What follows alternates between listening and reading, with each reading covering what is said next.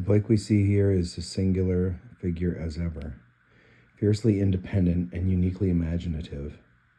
The visionary who has inspired successive generations of artists, poets, musicians, and performers. Radicals and independently minded people of all sorts is shown in force here.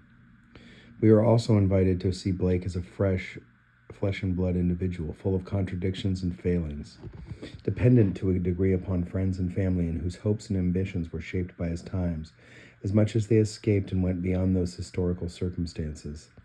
The exhibition puts a particular emphasis on the way that Blake's art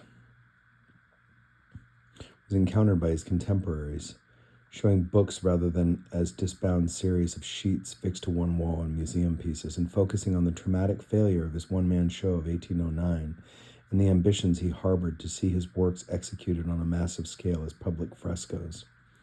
We hope that the strength of his individual vision and personality might be appreciated even more deeply in these contexts, and the present-day relevance of his commitment can be felt all the more warmly.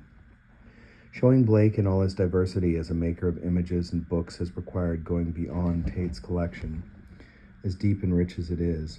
All of Blake's works, whether executed in watercolor, print, or tempera, are vulnerable to light exposure and can be shown only for limited periods under special lighting conditions, and we are enormously grateful to see the many collections which have been able to agree such precious works for inclusion in this show.